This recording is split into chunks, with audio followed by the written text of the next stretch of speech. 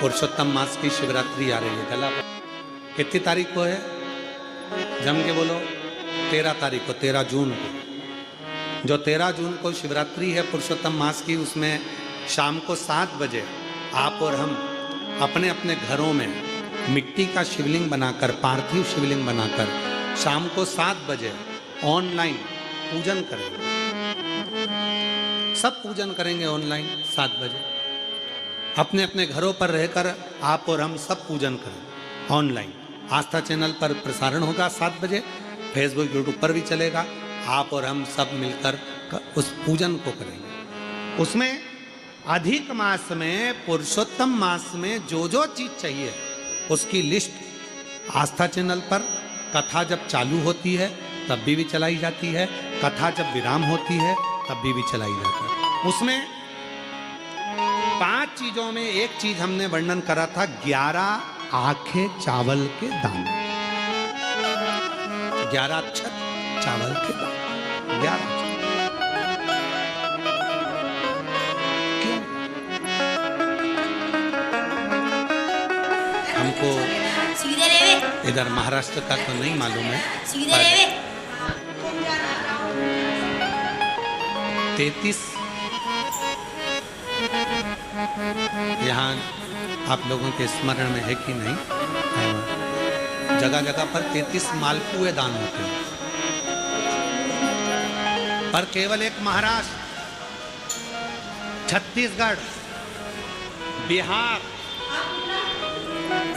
बस हरियाणा, पंजाब, ये क्षेत्र ऐसे होते हैं जिन क्षेत्र में मालपुए की जगह चावल का अनरसा, क्या बोलते हैं उसको आप लोग, चावल का बनाती है मेरी बहनें, और चावल का उसको केले के साथ मैश कर कर अच्छा बनाकर और उसको बनाती हैं। जिसको बनाना आता है वही बना सकती है, वो नहीं तो मालूम पड़े वो बिखर जाता है।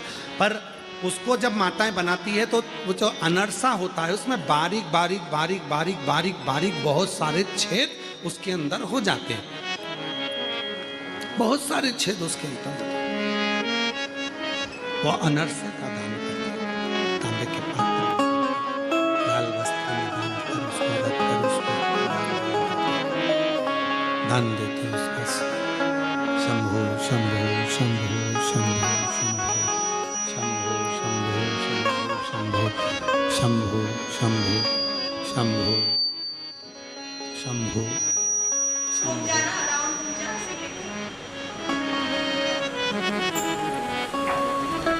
अक्षत से पूर्ण उसको बनाकर देंगे, अक्षत से।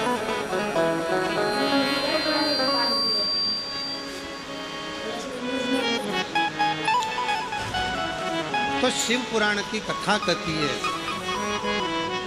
एक चावल का दाना, बस चावल का पूर्ण। जब आप 13 तारीख को अभिषेक करेंगे, 11 चावल के दाने समर्पित करेंगे शाम को 7 बजे, जब प्रदोष काल में आप और हम पार्थिव पूजन करेंगे, उसमें जब समर्पण करेंगे, एक एक चावल की उसमें महत्वता है। अधिक मास में एक एक चावल की, पुरुषोत्तम मास में एक एक चावल की महत्वता है, एक एक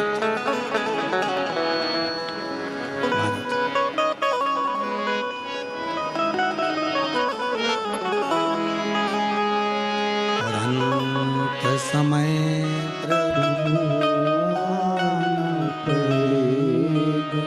वचन दिया निभाना पड़ेगा,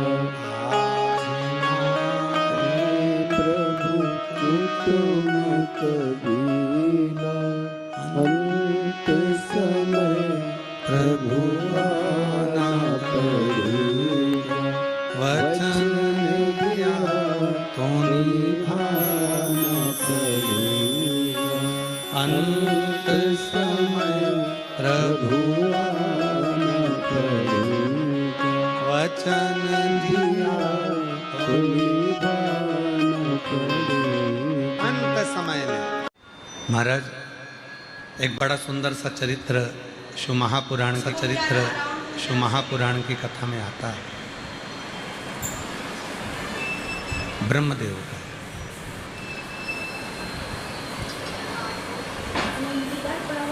आवाज बढ़ाओ भाई।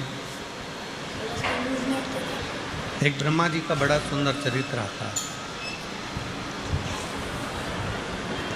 एक बार ब्रह्मा जी ने बस बस। भगवान विष्णु को निमंत्रण दिया ब्रह्मलोक में आने के लिए।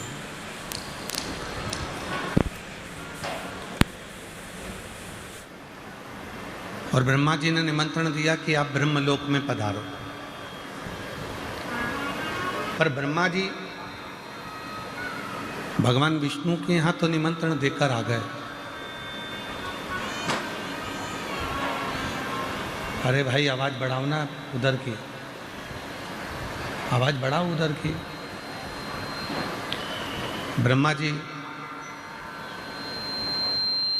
भगवान विष्णु जी के यहाँ तो निमंत्रण देकर आ गए। इंद्रदेव के यहाँ भी उन्होंने सूचना पहुंचा दी कि आपको आना। गरुण और वरुण के यहाँ भी सूचना कर दी कि आपको आना।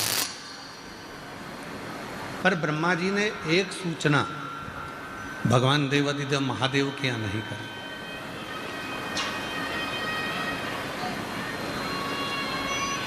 भगवान शिव के यहाँ कोई सूचना नहीं दी गई, भगवान शंकर के यहाँ कोई सूचना नहीं दी। और ब्रह्मा जी ने भगवान विष्णु से निवेदन कर दिया, भगवान इंद्र से निवेदन कर दिया, भगवान गरुड़ वरुण से निवेदन कर दिया, सबको सूचना दे दी, सबको जाकर निवेदन कर दिया। और शिव के पास में कोई निवेदन नहीं, शंकर जी के पास कोई सूचना नहीं, शिव के पास में कोई सूचना नहीं।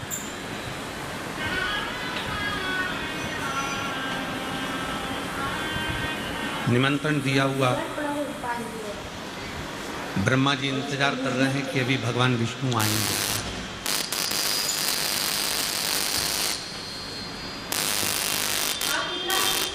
भगवान ब्रह्मा जी इंतजार कर रहे हैं कि अभी भगवान इंद्र आएंगे।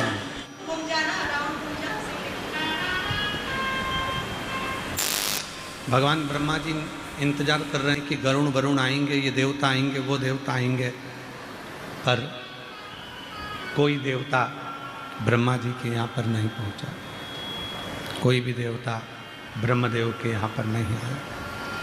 ब्रह्मा जी के यहाँ कोई देवता पहुँचा ही नहीं। बहुत देर तक इंतजार किया, बहुत देर तक इंतजार करने के बाद भी जब ना भगवान विष्णु आए, ना गरुण आया, ना वरुण आया, ना इंद्र आया, कोई नहीं आया, कोई भी। तब ब्रह्मदेव के मन में आया, तब ब्रह्मा जी को लगा कि आखिर ऐसा क्या हुआ जो ना भगवान नारायण आ रहे हैं, ना इंद्र आ रहे हैं, ना गरुण आ रहे हैं, ना वरुण आ रहे हैं।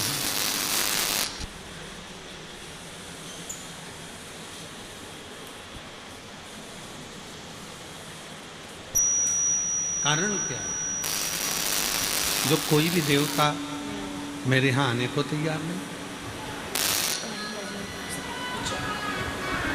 शिव महापुराण की कथा कहती है, बड़े ध्यान से स्मरण करिएगा थोड़ा सा।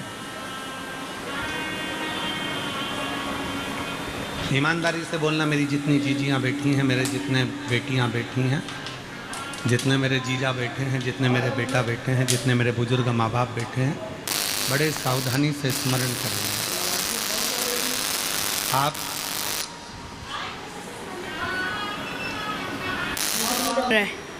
पड़ोसन के कितने भी पांव पड़ लो, आप पड़ोसन की कितने भी चरण धोकर पी लो,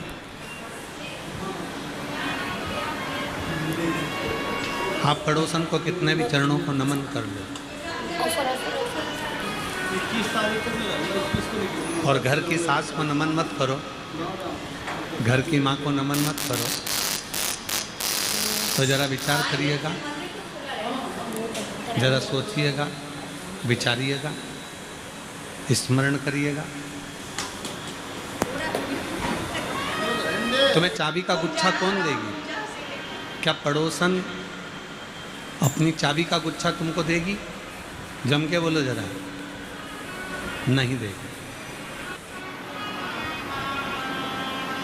तुमने पड़ोसन को कितना भी नमन किया, तुमने पड़ोसन को कितना भी प्रणाम किया, तो भी वो अपनी जायदाद, अपनी प्रॉपर्टी, अपनी रकम, अपना सोना चांदी, अपना हीरा पन्ना, अपना जायदाद तुमको नहीं दे।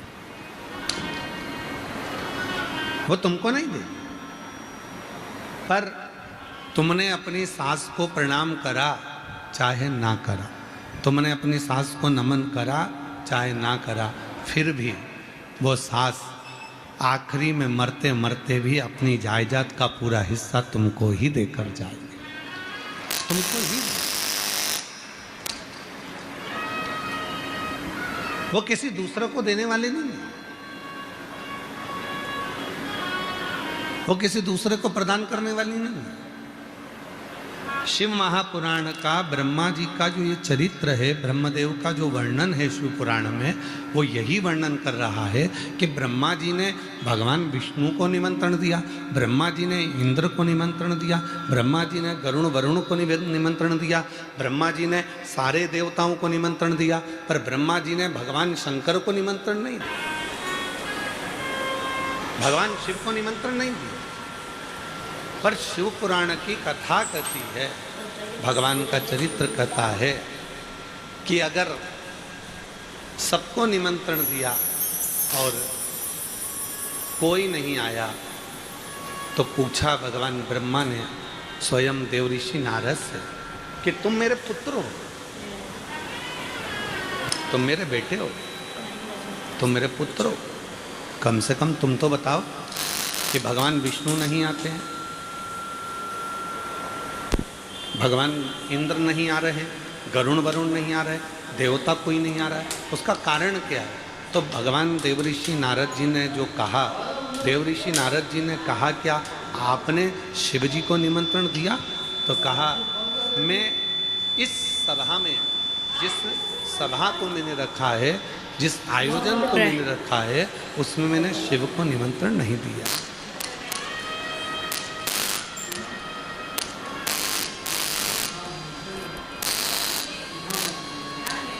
उसमें मैंने देवादिदेव महादेव को, भगवान शंकर को निमंत्रण नहीं दिया। उसमें मैंने देवादिदेव महादेव को कोई निमंत्रण नहीं दिया, शिव को कोई निमंत्रण नहीं। अब देवऋषि नारद जी ने कहा ब्रह्मा जी से, आपने सबको निमंत्रण दिया, शिव को निमंत्रण नहीं दिया, सब देवता नहीं आए। अब एक काम करो, फिर एक आयोजन करो, उसमें किसी को निमंत्रण मत देना, केवल एक देवादिदेव महादेव को निमंत्रण देना, किसी को निमंत्रण मत देना, केवल एक देवादिदेव महादेव भगवान ओघड़ दानी को, भगवान शंकर को निमंत्रण देना, और किसी को।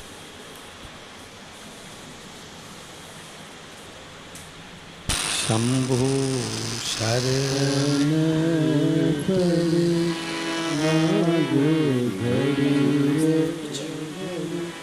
दुख काटो दया करी दर्शन आपो शंभु शरण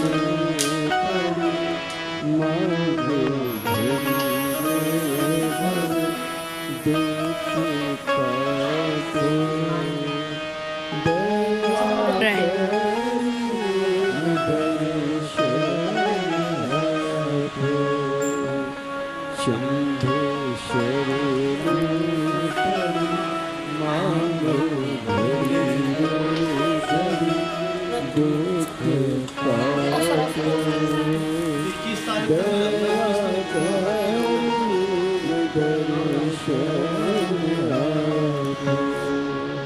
अब स्वयं भगवान देवऋषि नारद जी ने कहा,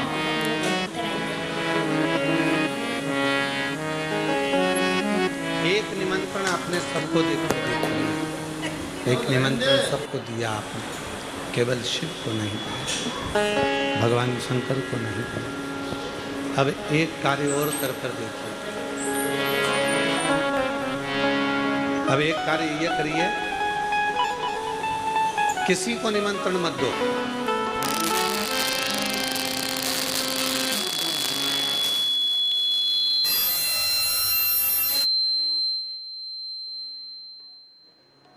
अब एक कार्य ये करिए कि किसी को निमंत्रण मत दो। अगर निमंत्रण देना है तो केवल एक देवाधिदेव महादेव को, भगवान शिव को, केवल ओगड़दानी को, भगवान शंकर को दो, और देखो फिर क्या होता है। अब ब्रह्मा जी भगवान शिव जी के पास पहुंचे।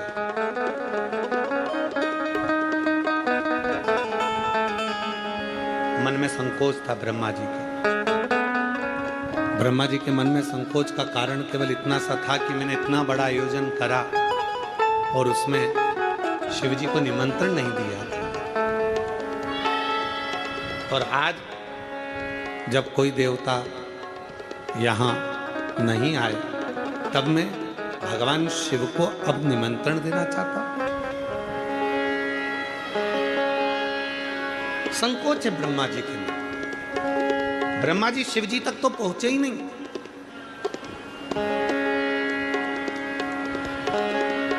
और ब्रह्मा जी शंकर भगवान तक ना पहुंचकर ब्रह्मा जी को मिल गए बीच में नंदी। और नंदी के पास में जाकर ब्रह्मा जी ने कहा, नंदीश्वर, देवाधिदेव महादेव जी से कह देना ब्रह्मा जी आए थे, कल उनको आना है। एक दिव्य आयोजन मेरे घर में है, ब्रह्मलोक में, उनको आना है। ठीक है, जरा ध्यान देना, शिव जी तक ब्रह्मा जी नहीं पहुंचे। ब्रह्मा जी का शिव जी से कोई मिलन नहीं। बस नंदी से कहा, कह देना भोले बाबा को कि मैं आया था, और कहकर गया। नंदी ने पूछा कि ब्रह्मदेव, तुम शिव जी से जाकर क्यों नहीं मिलते? तो ब्रह्मा जी ने तुरंत जवाब दिया, मैंने एक आयोजन रखा था, उस आयोजन में सबको निमंत्रण दिया था, पर शंकर भगवान को निमंत्रण नहीं दिया, जिसके कारण बस मेरे मन में थोड़ी सी लज्जा है, गिलानी। इसलिए अब मैं केवल शिव जी को निमंत्रण देने के लिए आया हूँ, भगवान शंकर को निमंत्रण देने के लिए। आप कहो नंदी, आप शिव जी से कह देना, नंदी आप ओघड़दानी से कह देना, भगवान शंकर से कह देना। नंदी से कहकर ब्रह्मा जी चले गए। शिव महापुराण की कुमार एक खंड कहता है, शिव जी नंदी पर बैठकर चले ब्रह्मा जी के यहाँ, और जैसे ही देवाधिदेव महादेव नंदी पर बैठकर चले, जैसे ही शंकर भगवान ब्रह्मलोक में पहुंचे, इतनी देर में तो 33 कोटि देवता ब्रह्मा जी के ब्रह्मलोक में पहुंच चुके हैं। बिना निमंत्रण के, बिना आमंत्रण के, बिना निवेदन के 33 कोटि देवता ब्रह्मा जी के यहां पर आ चुके थे, ब्रह्मदेव के यहां पर आए हुए। ब्रह्मा जी ने कहा कि मैंने तो केवल शिव जी को निमंत्रण दिया था, ना मैंने भगवान विष्णु को निमंत्रण दिया, ना मैंने इंद्र को निमंत्रण दिया, ना मैंने गरुण को, वरुण को, ना किसी देवता को निमंत्रण दिया।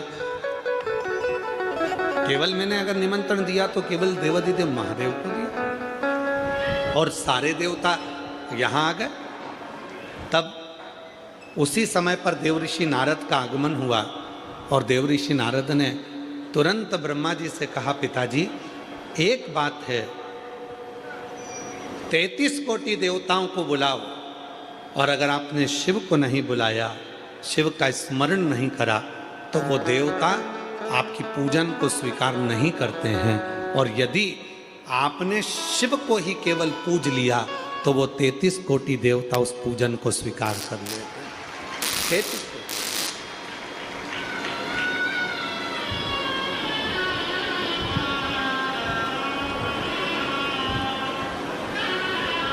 वीर शैव लिंगायत संप्रदाय के अंतर्गत, अगर यहाँ पर वीर शैव लिंगायत संप्रदाय के शिव भक्त अगर बैठे होंगे तो उनके स्मरण में रहेगा।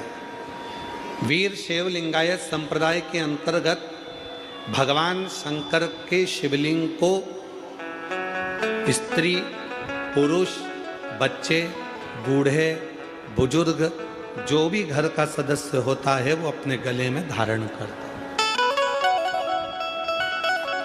अपने गले में धारण करता है।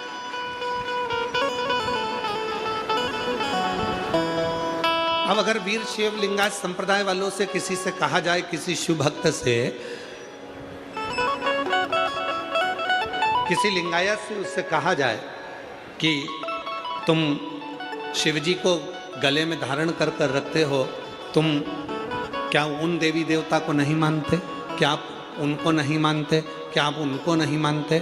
तो प्रत्येक लिंगायत बोलेगा, प्रत्येक वीर शिव लिंगायत संप्रदाय का एक परम भक्त शिव का बोलेगा कि हम सबको मानते हैं, पर हमारे गले में जो शंकर का शिवलिंग है, अगर वो हमारे नजदीक में है तो हमारा 33 कोटि देवता भी हमारे नजदीक।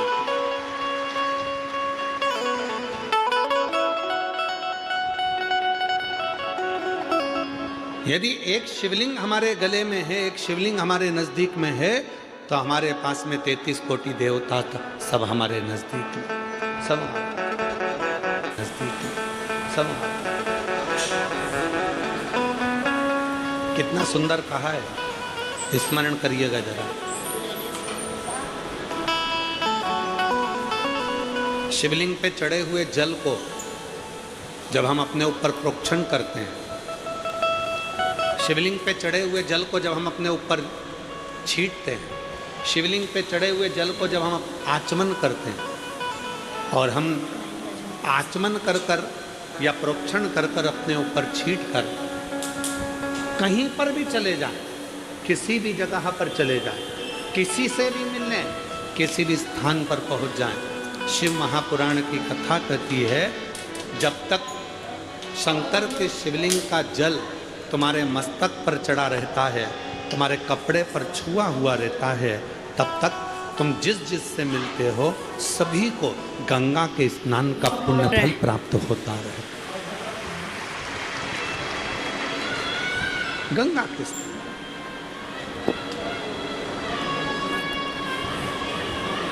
और देख लिया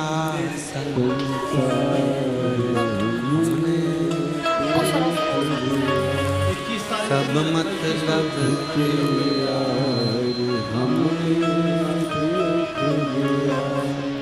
झूठे नाते, झूठे रिश्ते, झूठे नाते, झूठे रिश्ते, झूठा है संसार, हमने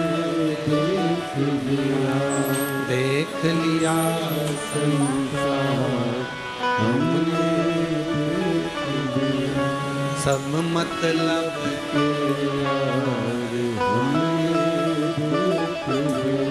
शंकर भगवान पर चढ़े हुए। और कई लोग कहते हैं गुरुजी वो शिव जी का चढ़ा हुआ जल जो हमारे मस्तक पर पड़ा हुआ है, हमारे कपड़े पर पड़ा हुआ है, वो तो सूख जाएगा, फिर भी किसी का स्पर्श करेंगे और उसको गंगा के स्नान का फल मिल जाएगा। ये जब जल सूख गया, जब जल समाप्त हो गया, तो फिर उसका फल कैसे मिले? शिव महापुराण की कथा कहती है, अपने कपड़े पर जब पानी का छींटा लग जाता है, अपने तन पर कहीं पानी की एक बूंद भी गिर जाती है, तो ध्यान देना, जब तक उस पर दूसरी बूंद ना पड़े तब तक वो स्थान पर उस बूंद का स्मरण, उस बूंद का स्थान बना ही रहता है, चाहे वो सूख जाए, चाहे वो चले, चाहे वो सूख जाए, वो बूंद का स्थान बना ही रहता है। शिव पर चढ़ा हुआ जल, भगवान शंकर पर चढ़ा हुआ जल जब हम प्रोक्षण करते हैं, शिव पर चढ़े हुए जल को जब हम अपने ऊपर छींट कर जाते हैं, शंकर पर चढ़े हुए जल का जब हम आचमन कर कर जाते हैं, तो जिस जिस से मिलते हैं, जिस जिस के करीब में जाते हैं, सबका उद्धार कर देते हैं, सबका सबका कल्याण।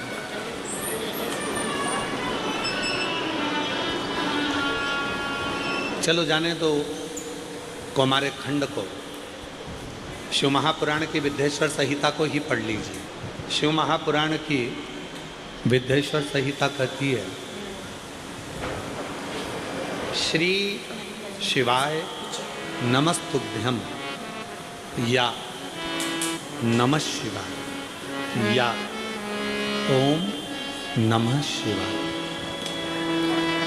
जब हम आप इसका उच्चारण कर कर अपने घर से निकलते हैं, इसका उच्चारण कर कर जब हम अपने घर से निकलते हैं, तो हमारे जीवन में जितने भी तकलीफें हमारे मार्ग में आने वाली होती है, केवल इन मंत्रों के उच्चारण से वो मार्ग सुलभ होता चले जाता है और हम अपनी मंजिल तक पहुंच जाते हैं। अपनी मंजिल जो जैसी भावना लाया वो वैसा ही फल पाया, नहीं खाए उसे लौटाया वो मन हर्षाया, और कर दिया माला मार काशी वाले ने, लुटा दिया भंडार काशी वाले ने, लुटा दिया भंडार काशी वाले ने, कर दिया माला मार काशी वाले। शिव के केवल प्रोक्षण से, शिव के जल के केवल आचमन से, पहले भी कथा में काज फिर कहते हैं, वृक्ष में पानी देना, पत्ती पर दोगे, फूल पर दोगे, फल पर दोगे, टहनी पर दोगे कि जड़ में दोगे? जम के बोलो, कहाँ दोगे? जड़। फूल पर कोई पानी नहीं देगा, पत्ती पर कोई पानी नहीं देगा, टहनी पर कोई पानी नहीं देगा, फल पर कोई पानी नहीं देगा। पानी देगा तो वो केवल जड़ में देगा। उसी तरह जड़ में जल दिया, पत्ती को मिल गया, जड़ में पानी दिया, फल को मिल गया, जड़ में पानी दिया, फूल को मिल गया, जड़ में पानी दिया, टहनी को मिल गया। उसी तरह शिव महापुराण की कथा कहती है कि शिव को यदि हमने एक लोटा जल चढ़ाया तो वो 33 कोटि देवताओं को प्राप्त होता है। 33 कोटि।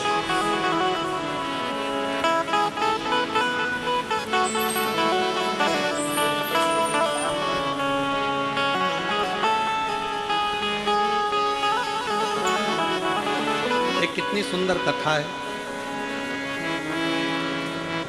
रत्नावती।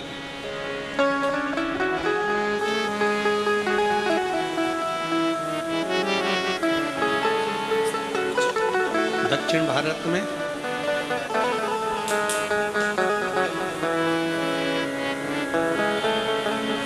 एक रत्नावती नाम की एक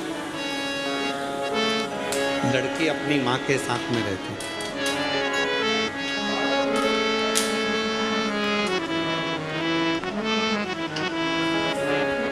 शिव के प्रति उसका भाव बड़ा था, भगवान शंकर के प्रति उसकी श्रद्धा, भगवान शंकर के प्रति उसका भाव बड़ा था।